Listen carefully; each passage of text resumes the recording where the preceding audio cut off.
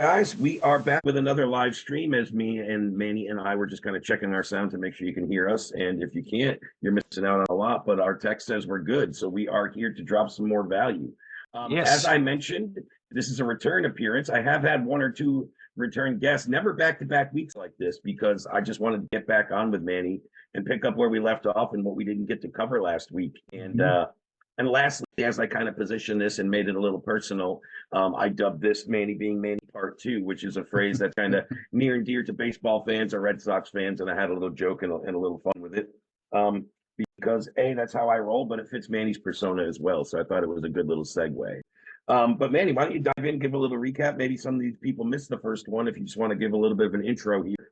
Yeah, let's keep it short this time. Let's see if we can. Yeah, my name is Manny Wolfe.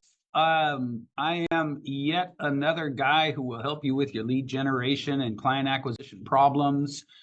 Some of the stuff that I tend to do differently, I think, is I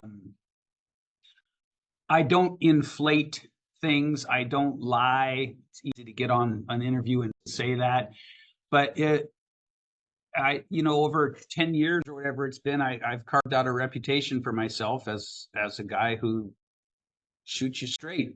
And it's nice because for each of you guys and girls watching, if you're not focused on your personal brand, you need to be. And I will tell you that today, when people get on calls with me, the first thing they say is, I'm on this call because you shoot people straight. You tell the truth. And I'm like, in this industry, that's a hell of a reputation to have. So anyway, I started off really focusing on organic stuff, and I only did it for me, but I documented my journey. I don't remember where I first heard that, but I thought it made sense on a platform like social media, and people started paying attention. And so I honestly thought I was going to be a men's coach. That was what I came into the space with the intent to do. But people started paying attention to the lead gen stuff and the calling out stuff and the, it went into branding and it went into positioning and all of these things that if you don't have them and you're not paying attention to them, they're for sure the reason you're not where you want to be. For sure. If you don't have your branding, positioning, and marketing dialed in, you're just another pretty face. So anyway, I've been working on just kind of like constant iteration and refinement of those ideas. That led me to the question of what's the highest level I could serve the entrepreneur community at? And by entrepreneurs, obviously, I mean the online people, coaches, course creators. And I had an epiphany that you guys hate marketing. And let me be the first to tell you, there's nothing wrong with that. There's nothing wrong with that because marketing is as dissimilar to taking your gifts and organizing them into a skill set to help people as there aren't two things that are more dissimilar than that, really, as far as I can tell. And so first, let me tell you, if you hate marketing, if making content is a burden for you, you're not alone. You're not alone, And so my answer to that question was, I'll just do it all for them. It's like Thanos at the end of, what do you call it? Where he goes, fine. He gets the glove and he goes, I'll do it myself. Yep. But yeah, so like iteration and testing and constantly chewing on the question led me to creating done-for-you groups, done-for-you Facebook groups that are 100% absolutely guaranteed lead gen machines. Absolutely fucking money back guaranteed lead gen machines. They work every time. And then I stepped that down because some people aren't really ready for that or don't need it. So there's like two main groups as I can see it, but they don't take the time to separate themselves. And that's people who want a job coaching, which is, again, totally fine. There should be no stigma around that. You don't have to scale to multi-seven figures.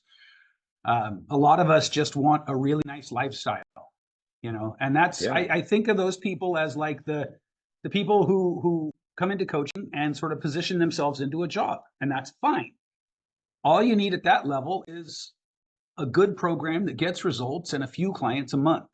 Suddenly you're making, I don't know what it is for you, 20K a month, 25K a month, right? And that should be fine if that's fine. Like, I guess what I'm saying is ignore the pressure. Ignore all the noise. But then some of you, yeah, right. and then some of you want real businesses. And Raymond, I know you can really attest to this. There's a world of difference behind the scenes. Oh my God, yes. In having a job as a coach or an expert and building a business. I mean, do not conflate those two things because they're not the same. It's like, it would be like, that's not to knock anybody's coaching business right. Doing 25K. Say that's not a real business if it's getting you the lifestyle and the revenue. And Right. it is, but that's not what he means. Is like a business with team and operations and overhead and expansion and growth.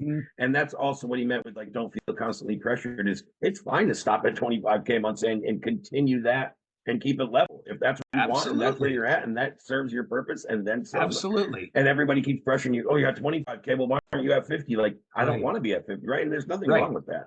Yeah, like I don't need that. In some cases, that's true, right? I have a very good online friend named Vanessa who serves like the witchy woo-woo coaches, and she lives in Australia, and she's a total hermit. She just has her husband, her daughter, and all their like 50 animals, and that's what she loves. You know, that's the life she wants. And she was the first person I heard say, I just want a really comfortable, fabulous life helping people, and I don't care about the millions. And I was like, fucking A. You know what I mean? Like, there's nothing wrong. So anyway, not at all. If you're at that level of a coach who has a job, right? You bought yourself a nice job that feels good and rewarding. For those people, I created the Done For You content service. It's sort of the nucleus of the group. It's the strategy that gets people into conversations, but without the group, without the funnel, without the ad spend, without the. And so I got those two levels. The salesy feel. All of it for me is without the salesy feel. Yeah, all of it. Yeah, that's like a big thing for me. Is it's more of an internal question. It's like, how do I sell well without ever feeling salesy? You know, and we can talk about that too if you want. I'll let you guide that. But basically, I developed a process, if you can call it that, by stopping any deception. That's literally what I did. Is like, I'm just going to act as though everybody understands. I'm a coach. I'm a professional. I do this for a living. Yes, of course, I want your money, but I want to help you for it. Yeah, yeah. And so that's kind of like at a high level, that's what I do. I have the Done For You groups. Again, if I was plugging myself, I would tell you that literally the only time they don't work is when people don't do the 5% that I can't do for you. Yeah. Yeah. And that's typically the selling, by the way. It's the selling and enrolling. That's the part people really, and that's where I came to the idea that you guys don't like marketing, and that needs to be okay, right? You got to figure out a solution to get you what you want without feeling like you have to go back and master this totally different skill set.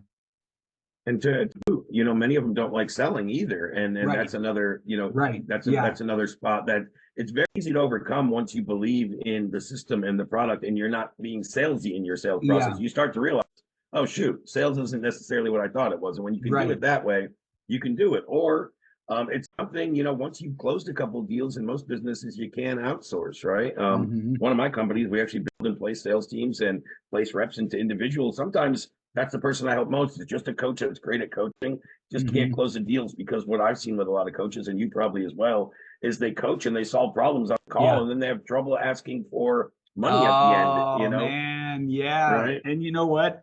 Shout out to Rich Litvin and Steve Chandler for the Prosperous Coach for fucking up a generation of coaches. Well, shout out to $100 million offers for fucking up about the next 4 years of offers. Right. And to be clear, like that book, the Prosperous Coach, was, I think, well-intentioned. But what happened was it gave permission to a generation of people who hate selling to feel like all I have to do is coach on the call. Yeah. Never really understanding that if you give somebody what I jokingly call premature enlightenment, why on earth would they buy anything from you? You as far as they know, you just fixed their problem. Yep. Right. And so this coaching on the call thing is like, it's like you got to thread a needle there, but you're not just threading a needle. You're threading a needle while you're driving by at 60 miles an hour. And so for anybody who ever watches this, who's like, well, I'll just coach on the call. God bless you and good luck to you. But I will tell you right now, the principles of marketing and persuasion haven't changed, and no single book will ever make that the case. And what those guys teach in that book, at least the way it's understood, goes against the principles of persuasion. You can't satisfy someone's itch, then ask them for money. Yeah, Right? yeah, no, I mean, it's just not within human nature as well, you know? Right. Leave the money on the nightstand first.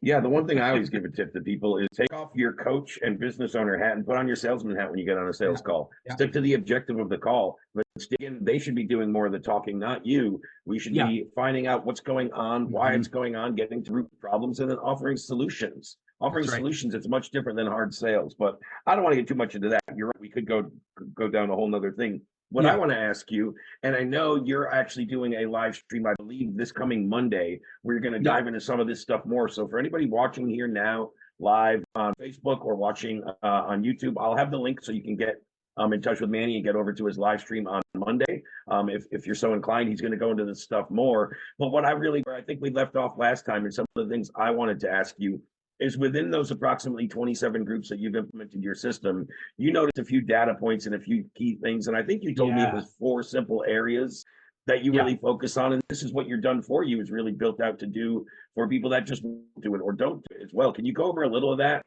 without going into everything that I know you're going to go into on Monday? Yeah. I'm just going to quickly send you the registration link for Monday. There it is. Yeah, do that. I'll make sure I have it posted in the description here on YouTube as well as below this Facebook Live when it's up. So I'll get that out to everyone, Manny. So there are four data points that we have sort of developed as a metric for. One of the things we do for the Done For You group service is we evaluate your group week over week. So we score it for you. And we score it based on how the setter did.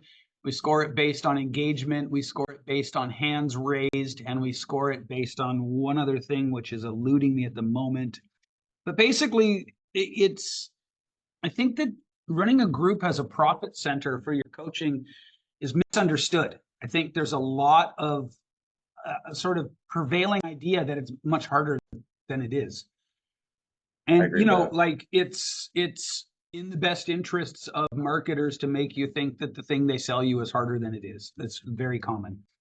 And then with the group, I mean, we had to get into the, as best we can. I realize who I'm talking to when I say get into the data. So it's okay. It's okay. Yeah.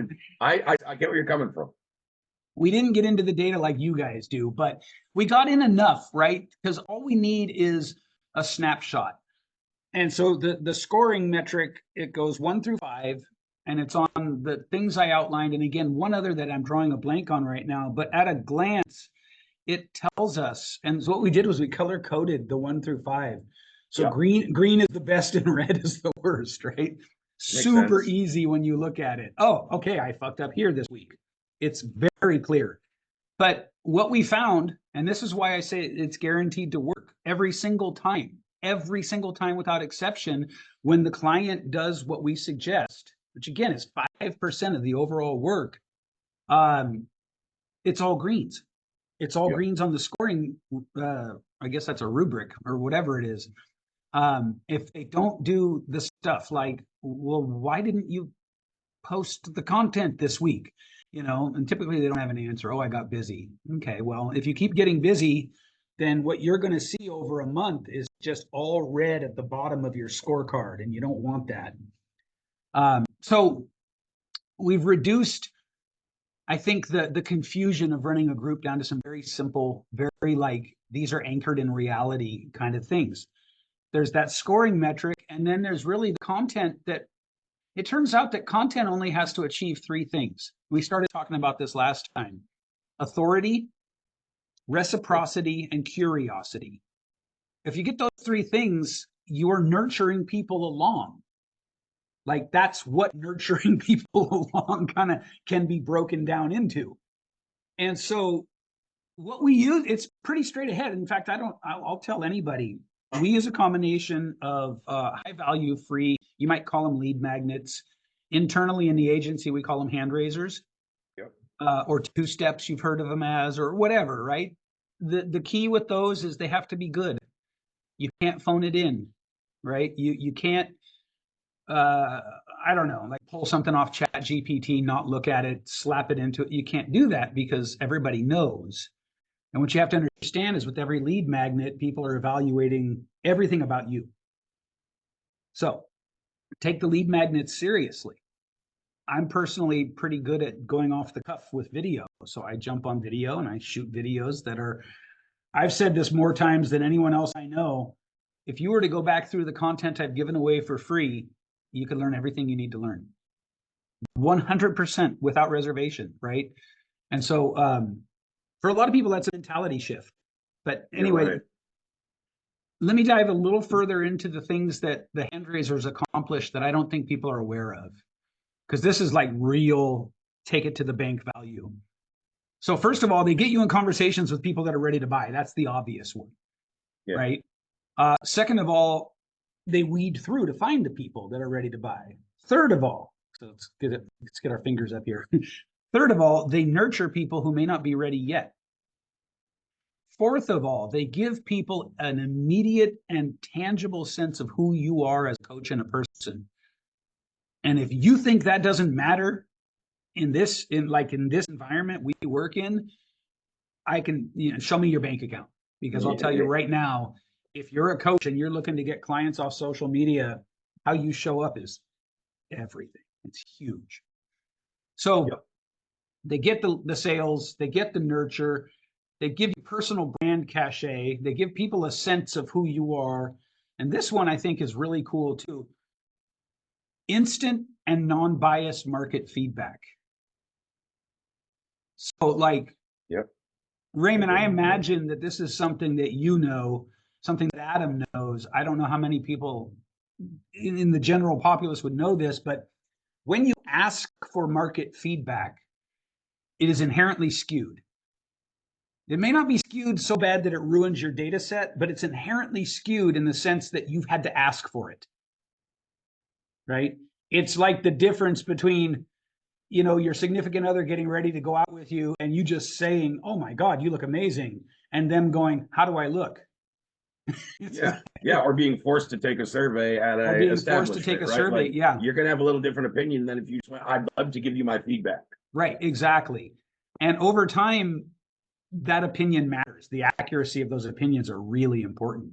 And so there's something I learned in statistics class, which, by the way, I had to claw my way through. I was not good at statistics, but I remembered this. Our professor, some girl at the first day of class smugly said, "You didn't do well on ratemyprofessor.com." Yeah, you were telling about this last time. Okay. And so he said, "Well, the thing about anything like that is it's inherently skewed. 80% in the middle won't volunteer their information. Only people that have had a great or bad, really bad experience." Exactly. So this is very important, right? Because if you ask people, "What do you want me to create for you?" what you're really saying is, what do you want me to create for you that you would either buy from me or that would help you buy from me in the future? And so if you ask people, they're going to say one thing. And in a lot of cases, it's because they don't even know the real answer, right? They don't want your 7-step process. They want the outcome. They don't care whose eggs you used and whose scallions you chopped. They want the omelet. Like it's really so important to get this. And so the hand raisers get real-time, unbiased feedback because you're giving away something for free. And if people want it, they take it. So those are the things that the lead magnets do that I don't think people are aware of. In addition to aware of all those either. And I think you did it. Okay. I was going to say, in addition to creating revenue. Yeah. But that's kind of a byproduct of the things you're mentioning. Yeah. And I think you did a good job of when you first said the 3 or 4 things that, the simple things that you're looking at in the scorecard, and you said 2 engagement, 3 hand raisers. I think you did a good job of separating the 2, because I think when you first said it, people are like, well, isn't people engaging meaning they're raising their hand? And no, not necessarily. They are separate entities. Right. I could see how there could be confusion if you don't talk about them in the right context. Yeah. Anything else you want to add to that, Joe, just on that little topic of it? Well, those 2 can be slippery because they do sort of Venn diagram over each other a little bit. Like some engagement is participating in the hand raisers, but not all engagement. Here's another thing that I almost don't want to say because it makes people really squirrely. If you are focused on running a group or whatever as a client generating tool, engagement does help, but it's not the end all be all like everybody thinks. Right. So the number one thing I get from people who have groups is, oh, my group is dead. There's no engagement. Like, well, I mean, other than people coming to me to pay me, there's not a lot of engagement in my group either. So like you just had to, you know what I mean? It's like, look at it for what it is. I feel like that's a big, like a meta lesson for social media, right? It's, you got to treat everything like a tool and you have to evaluate it like a tool. And so if your goal is engagement, I can write you 100 posts that are guaranteed to pop off like popcorn, and they won't get you any sales, but you'll get mad engagement from them. It's so easy. All you have to do is take a strong position on something that you know people have sort of tribal behavior about, you know, Apple versus Android. Just post that on your, you know. Yeah, I get it, but it's not going to probably lead to any sales because it's not intent or direct into your offer, your skill set. It's just an overall topic or. Yeah. And so that's a good example of why engagement isn't nothing, but it's also not the end all be all for selling your services to the people who want it. It's part of the process. And so I bring that up because everybody says, oh, my group is dead. Oh, my group is dead. Well, what is dead? You know what I mean? Well, and they probably don't have the either foundations or the sense or the systems to monetize, even if they are getting minimal engagement because they're not leveraging the tools and the aspects you're talking about. So let me go back to number one, because I think that's important. Number one thing you track on that scorecard is kind of how the setter did. So what are the setter responsibilities and duties, and what are we looking for? Yeah, man, good question. Because this is one of the places where people get.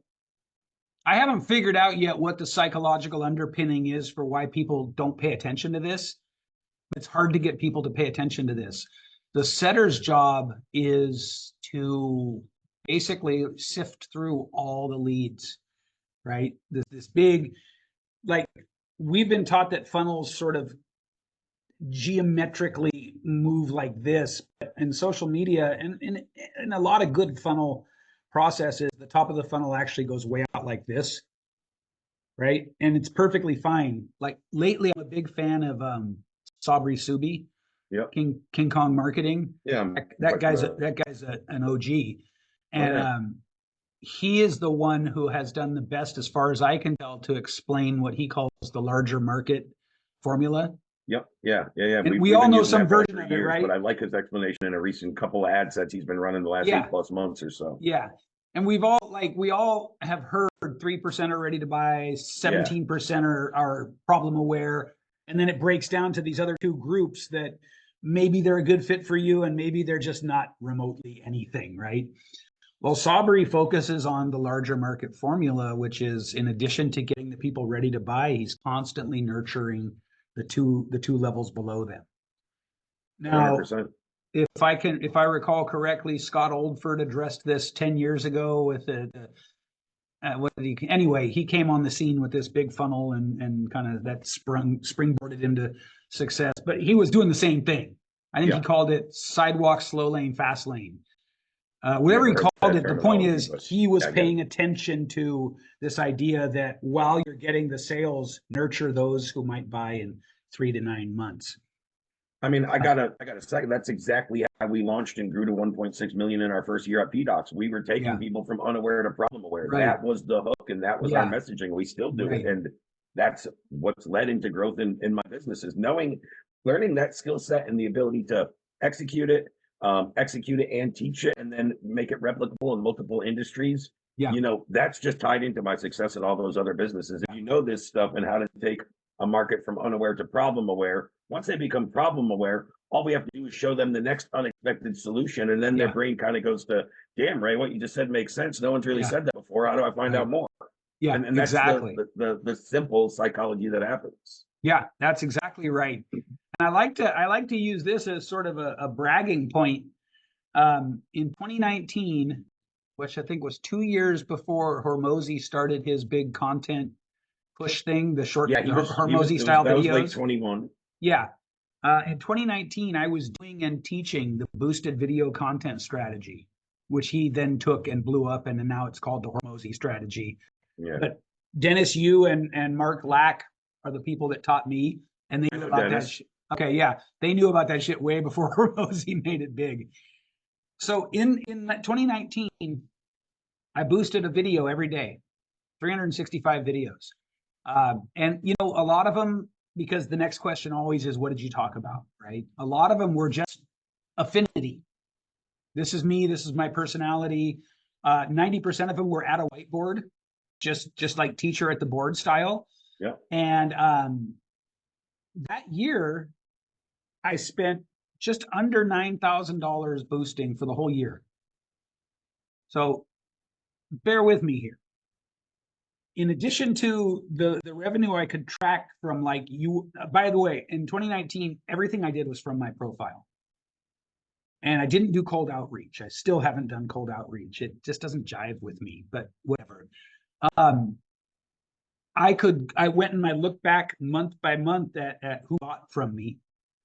And, you know, if you work only from your profile, it's almost exclusively friends that buy from you, which is network connections, friends. Cool. Yeah. And so I looked and I was like, that was a pretty good year for me. Organically, I think I did about somewhere around 270,000 or something. That's just a guy selling programs. You know what I mean? No solid. Systems at all. Super solid. Yeah. But here was the cool part.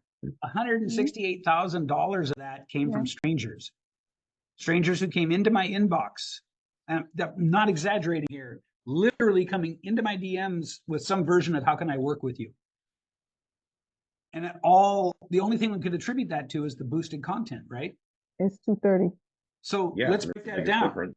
Let's just really quickly, I just want to show you guys the power of affinity and having people be aware of you. So I'm going to go to my calendar here. Kind of goes back to the first sentence you opened with when talking about if people don't realize how important their reputation is. That's right. Because affinity has a lot to do with your reputation. Yeah. So when we divide, this is bonkers. When we divide 168,000 by 9,000, do you know what our ROAS is, or ROBB, return on boost budget? There's no A in there. 18.6x. 18.6 return on investment.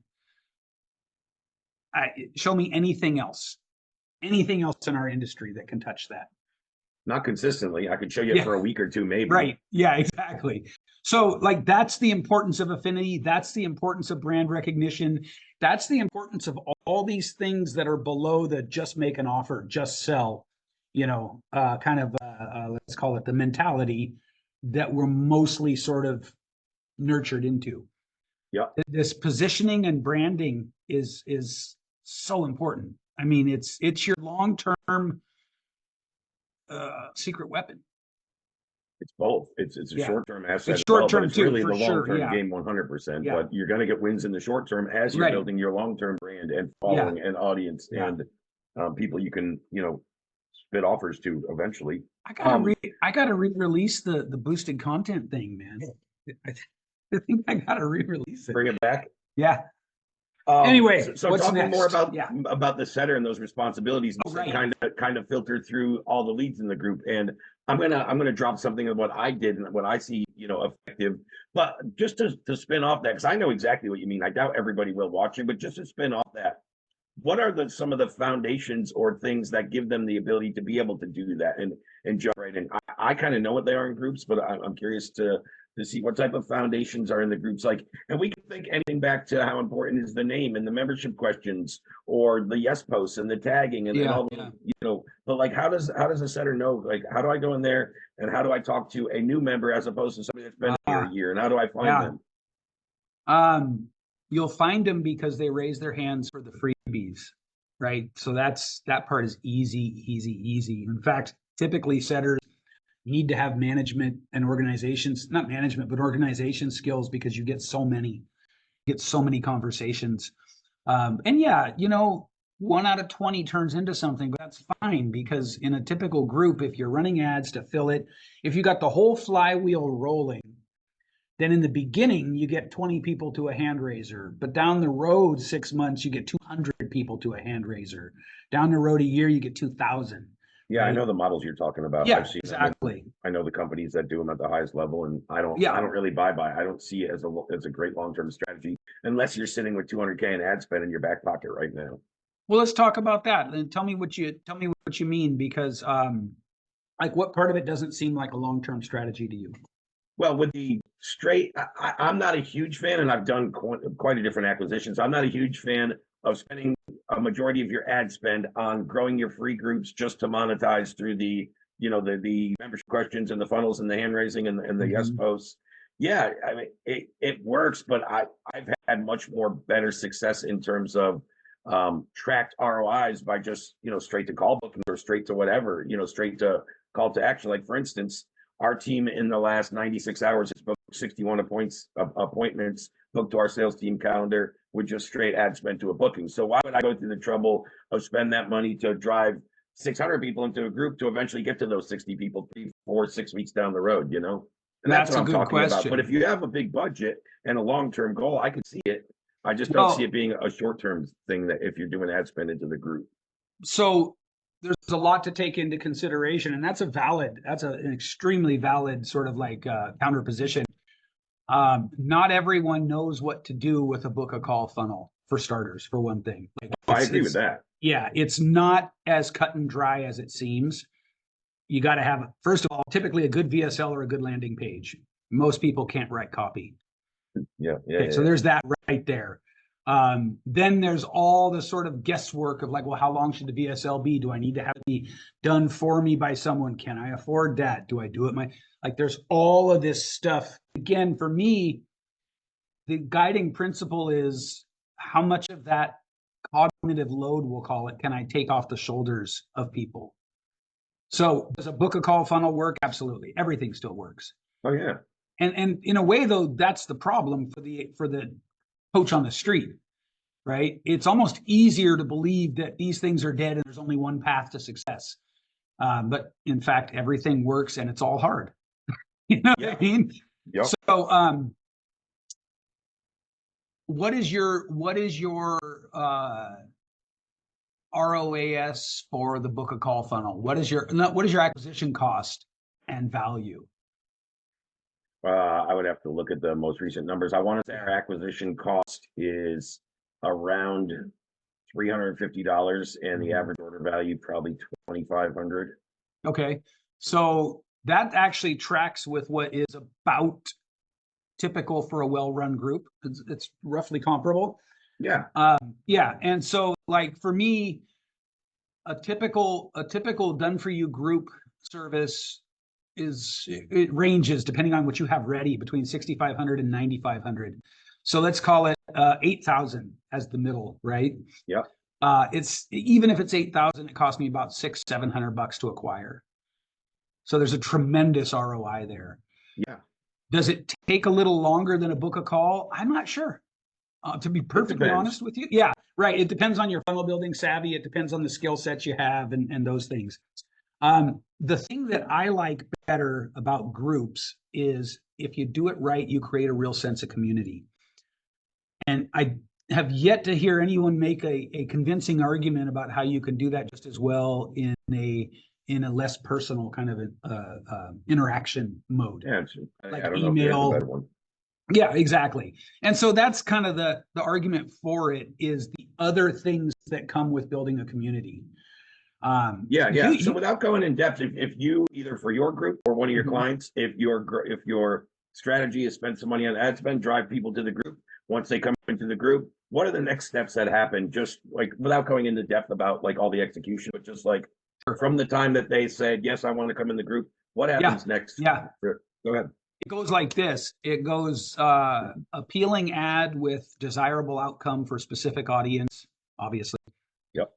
They find the ad, they like the ad, they click on the ad, they go to a landing page, which sells them all the, sort of what they expect in the group. So it's selling a free click, which is nice because Yep. that's a super easy, low key thing to say yes to. Now, I Correct. will asterisk this, and I will say that in the make money space, everybody is so cynical, and rightly so, that we're at what I would call, and I'd love to get your take on this too. Do you think we're at peak market sophistication? Because I believe we are. I don't see how it keeps increasing. Right, Really. exactly. I mean, I don't see it how it hasn't gets. hit it down yet, but I could see it totally leveling off. Yeah, and so I think that typically we're at the fifth stage of market sophistication in the make money space. You're probably right. And so my solution there, which for me works really well in the group, is just stop hiding the sales process at all. Oh yeah, Because they know. They know. I agree with that. Yeah. And so they click the ad, they go to the landing page, they say, yeah, I like the cut of this guy's jib, or I like what this lady's saying. I'll go in the group. They go in the group, that generates an email to them. Actually, a 3 email sequence in my process. And the emails are simple. It's like, welcome to the group. Here's what to expect. Waitlist, blah, blah, blah. Second email, hey, did you join yet? By the way, we've got X, Y, and Z in there.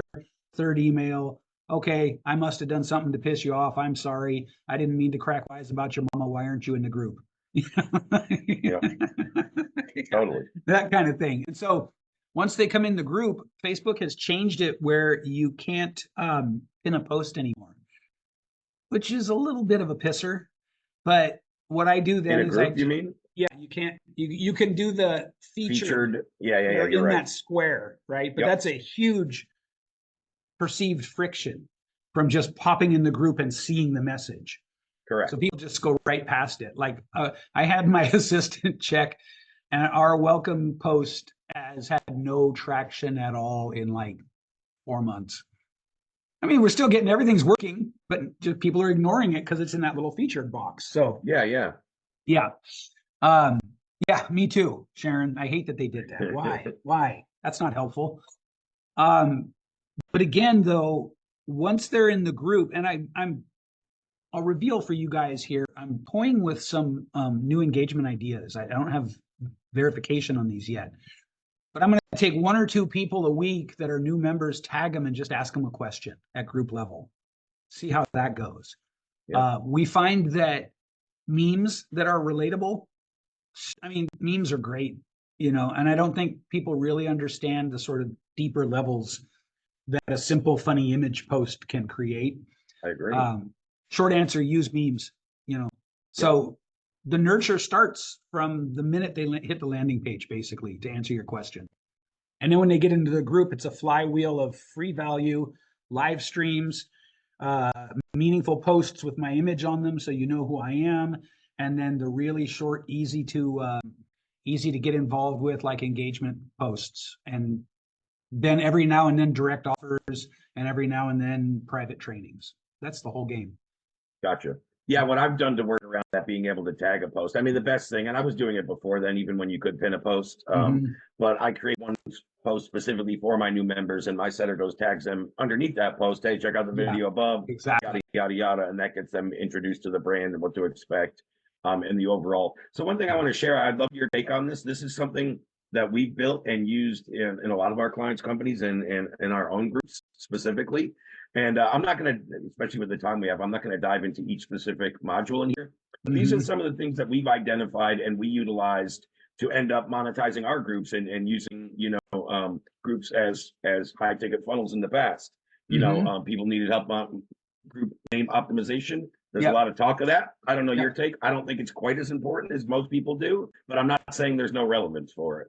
I don't think it's the key defining thing on whether your group's going to have success or not ever, to be honest. Yeah. Real quickly, you could think of generally 2 different types of groups, one that are just communities and one that are meant for selling.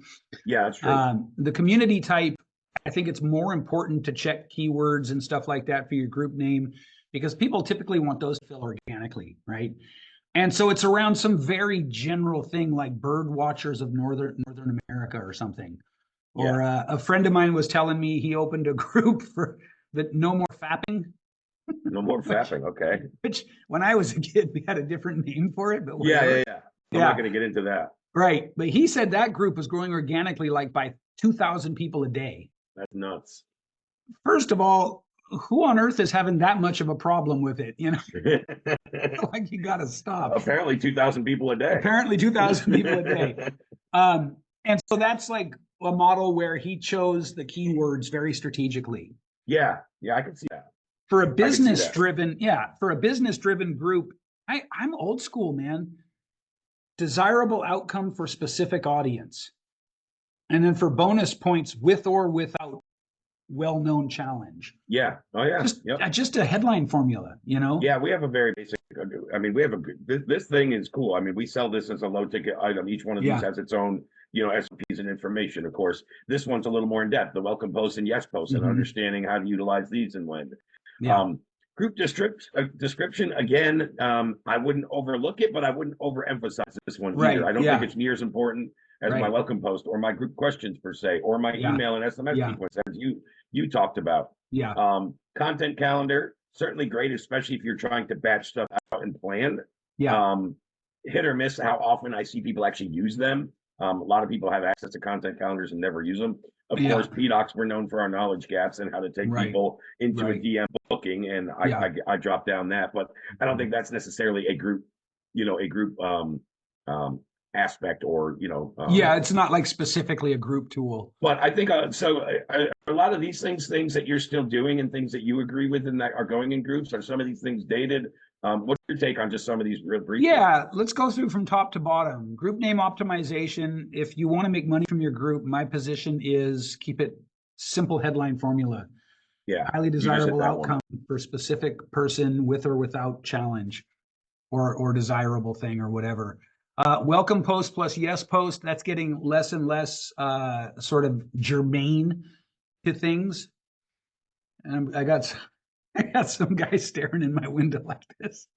Stalker.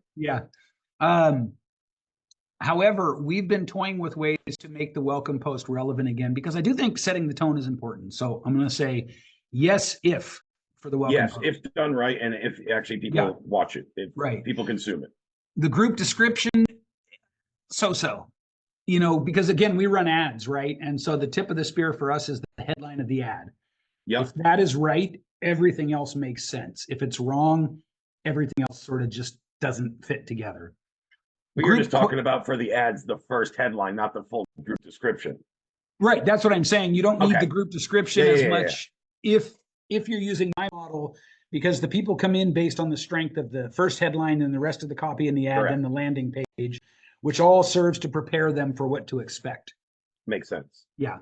So group questions, we're playing around with that too, because we typically get a lot of people saying yes to the ask question, but it's very, very hard to chase those people down. Really? It's a huge amount of labor is what we find. Yeah. And so like system for it. That's interesting. You do? Yeah. Share it. Let me know what it is. Because for us, it's like we just chase them down and people forget really fast. Yeah, I mean, I do a couple of things. So this is what my setters and my team does on internal membership questions. We set ours up, the 3 questions to do 3 things. Number one, we're always trying to gauge like entry level, mid level, or more established, like where they're at in their business journey. So I could ask that question in a number of different ways. Right. I think is ours saying like, are you currently at 5K or less, 5 to 10K, 20K plus, and looking to scale hard, whatever. This lets me know where they're at in their journey. And I'm going to talk to a guy doing under 5K, much different than a guy doing 20K plus looking to scale hard. So it lets me know the type of sophistication level. Number 2, we always do a information grab, right? If we're more email oriented, we'll do email. If we're more SMS oriented, we'll gather SMS, give away your best resource.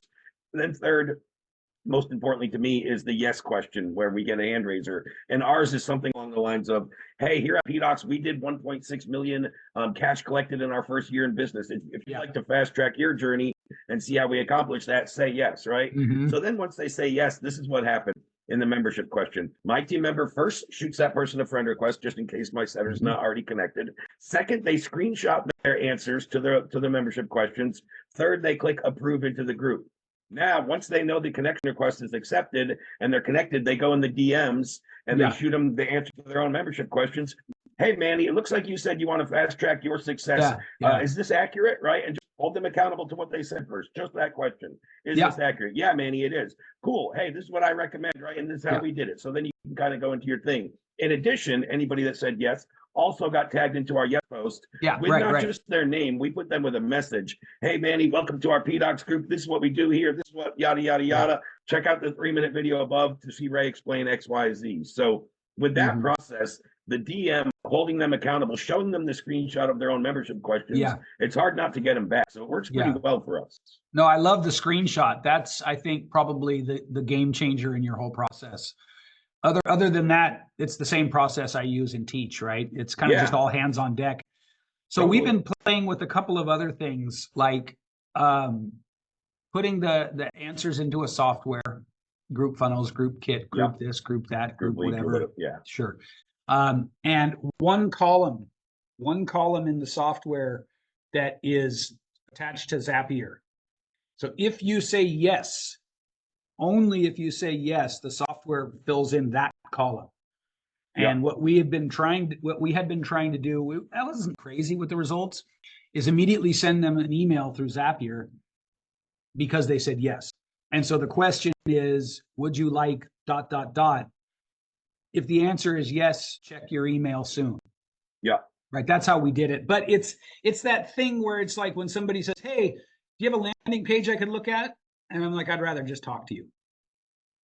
Right. You know, because if you say, and at this point, I'm just honest about it. I'm like, look, giving you a landing page is like sending you out into the desert. I'll never see you again. If you're serious, let's talk. You know what I mean? Oh, one more thing for anyone watching, I wanted to add on my screenshot thing. So that's great, especially for the people that raise their hand, right? But it's also great for the people that can say no to the yes question, that even gave you step 1, 2, or 3. Hey, right? They filled out, I'm currently at 10K and you know, looking to grow. Hey, man, screenshot it. You answered, you know, you're currently at 10K and looking to grow. Kind of curious, what are you currently trying for client acquisition, and what do you like about that? Okay, maybe what don't you like about that? And then you can come in and recommend. But again, just because you kind of realize where they are, you know, entry level, intermediate, more advanced, you can still come in with a very customized, relevant message and use that screenshot to your advantage without reach to new members. 100%. And again, this is something because you guys are so systems driven.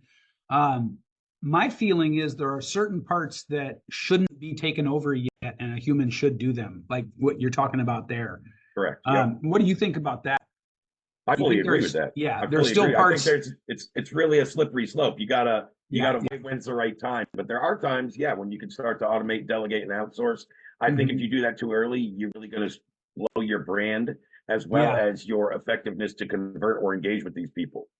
Dude, you're going to blow the brand. That's the long-term unrecognized damage right there. Yeah. Correct. So I love it.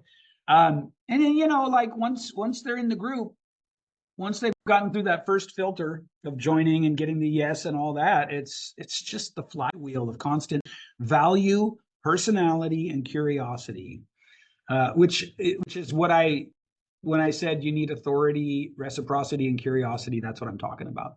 100%. So one thing I'm going to reiterate real quick before I'm going to ask a quick question if Sharon or I know JP messaged me. I'll see if he's got a second. If not, that's cool. But one thing I think you said that I just want to really heavily reiterate that I didn't weigh in on. He said with the lead magnets or the hand raisers, it's very important that you put time and effort into these to make these top tier. I couldn't agree more, because my main aspect with those is how to stand out in A, how it's created, and B, how much value they get in the result that they can ultimately get off of this free tool. Right. So if you didn't put much time in, like Manny said, you had ChatGPT put together the best 12-step PDF on how to overcome, you know, an eating addiction. It's going to be exactly that. It's going to be an input in, input out. I put effort in. When you ask people to raise their hand, even if you do get them, your feedback's going to be, okay, I got that information 3 years ago. What good was that? Or whatever, right? It's just rehashed. So you know, and you're burning credibility if they can feel that the freebie was phoned in, then you're burning credibility. They're never coming back if you do that. You lost them. They're in somebody else's group or somebody else's lead magnet, and you're done. That's right. That's right. Real quick, Sharon, you were on, you know, both episodes, and I know you might have something going on the side. That's all right. I see your lips moving. But really quickly before we hop off, any questions or thoughts for Manny or anything we discussed today? Hi, Manny. Hi, Raymond. Hey, Sharon. Yeah, well, me and Manny have a call, so I'm going to ask all the questions there. Boom. But yeah, I have a group. I guess my question is, I don't know if I named it right. So it's called Sell the Shortcut Clinic. I don't know if that people understand that what that. Yeah, it's a little Mhm. ambiguous. Yeah. Unless within whatever it is you serve, that's an instantly recognizable term.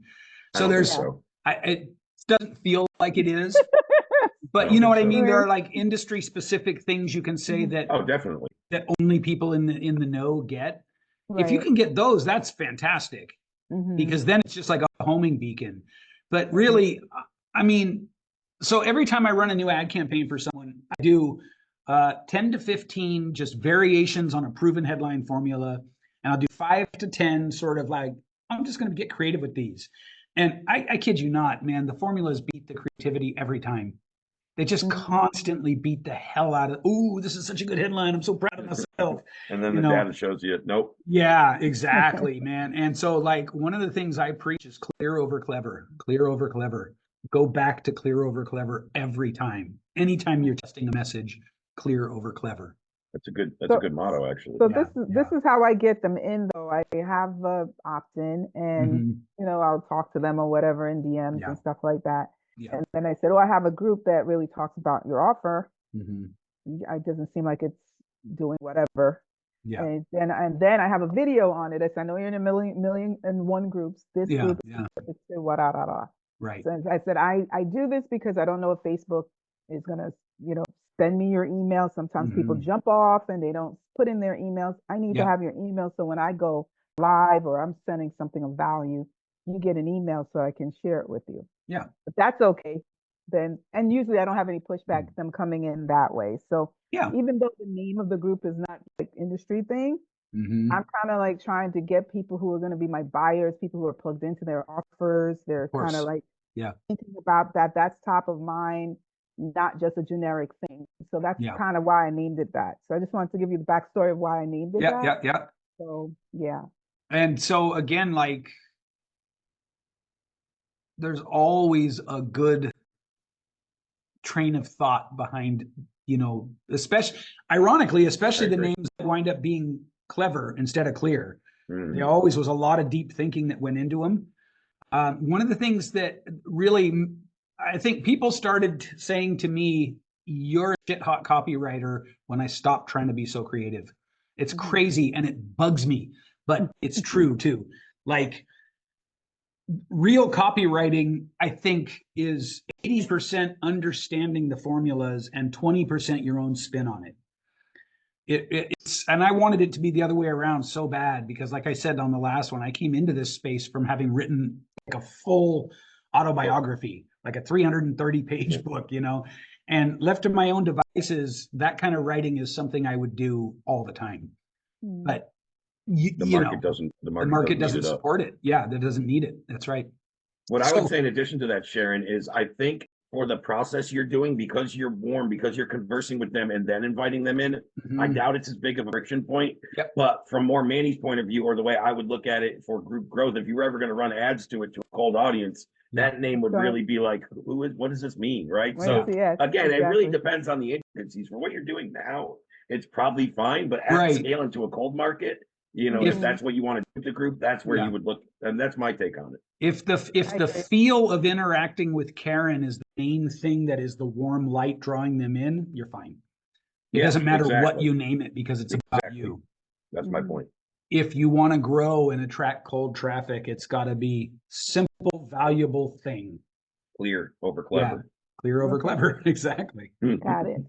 Thank you. You are JP, I know welcome. you messaged me at the top, and if fine, if you don't answer in the first 30 seconds, I get it. You messaged you were going to be silent there. We went for a while, just wasn't sure if you had any questions or if you're able to speak. I'll give it 10 seconds, and otherwise we'll move on. Yep. JP attends a lot of these, so usually has a good question or comment at the end. But he also does this while he's parenting kids and taking sales calls, and he still tries to Yeah. jump Yeah. on these things. So Yeah. I got to give him credit. Yeah. Cool. For Okay. sure. No, I thought so. He messaged me privately at the beginning, said, "Hey, I'm going to be on, but I'm going to be kind of silent in the background." So Well, thanks for joining, JP. JP's a hot shit. He's plugged into the space too. He's actually one of our data as a service, clients, and works with Nice. Audience Lab pretty closely in with his own IP. The cool thing about JP is, as opposed to a lot of our other data clients, is they're like, "Hey, Audience Lab is what's going to like help me stand out and save me because my offer sucks." Like, JP's offer is already great. This is just he knows how much more value it adds to his market to have that plugged in. So, oh, there you are. I was just talking you up. Just talking about you, here. man. Hey guys, how's it going? Good. How are Yeah, you? we've been here the whole time just listening. I'm not on the roster, but I'm here. I'm not on the roster. No, We got a you bonus- are. You are. a bonus I physically attendee. saw you. You must be there. Right.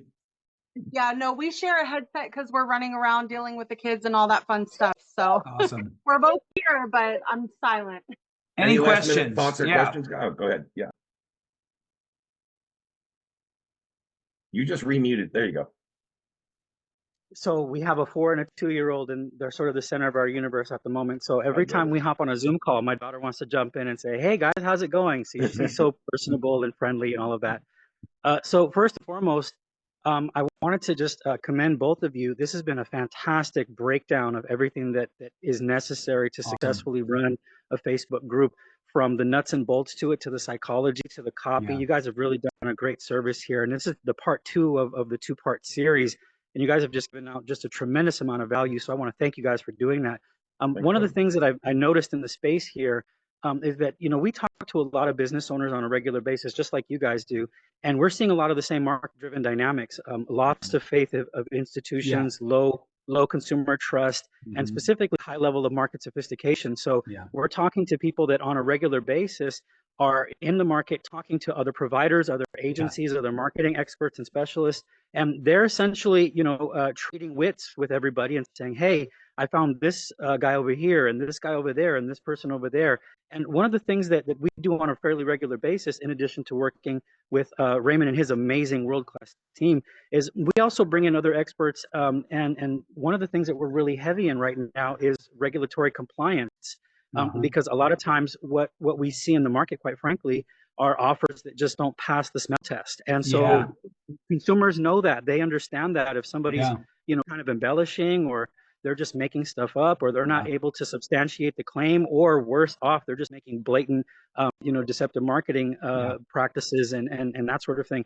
And so as somebody who's been in the industry for a very long time, I started my professional career in digital over 20 years ago. I've had the privilege of working with some really talented people, and the best of the best are always talking about 2 things: how to best serve their client, and number 2, how to do it with integrity to make sure that we're all in compliance with the regulatory, the laws, and all of the rest of it, so that we have long-term sustainable businesses.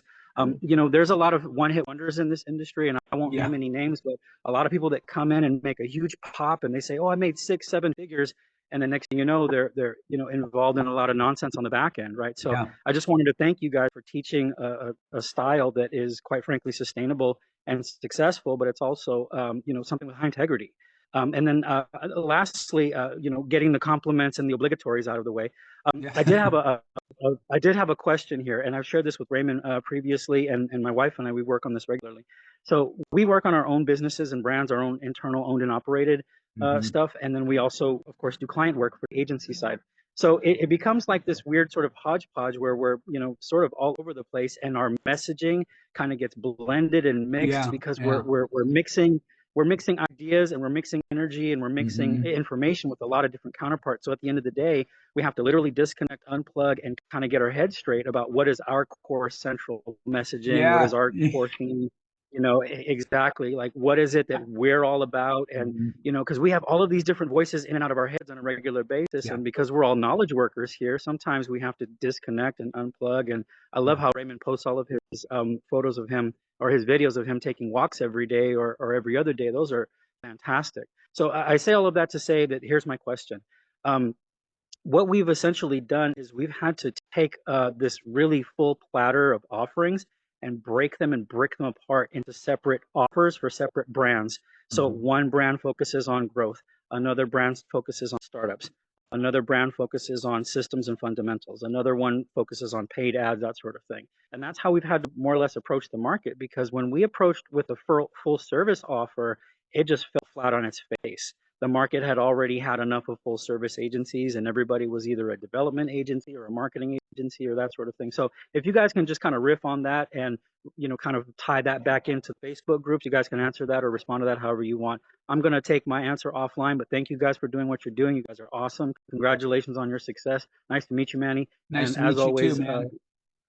as always, Raymond, the utmost respect for you, sir. As always, you know that. I just want to say it again for dexterity. Thanks, brother. You guys have a fantastic day, and I'll take the answer offline. Take. Thanks for the question. Yeah. So what would you say is the key question there that he was asking that we could jam on in just a couple of minutes? Yeah, that's good. I mean, my biggest takeaway was like when you have a full stack offer that's serving multiple different segments, as you mentioned, right? Growth, startups, advertising, and those are kind of all different segments. How do you create messaging for the marketing that's not gonna, that's not gonna bleed over and confuse people, right? So it's more about back to I think, and you can elaborate. The way I see this is picking them and crafting 4 separate messages that are going clear over clever with each one, where you might be trying to do one encompassing one. And then I think what a lot of people do when they have that full stack offer is they put together their messaging and then they realize it's kind of falling flat because of the multiple things JP said. Right.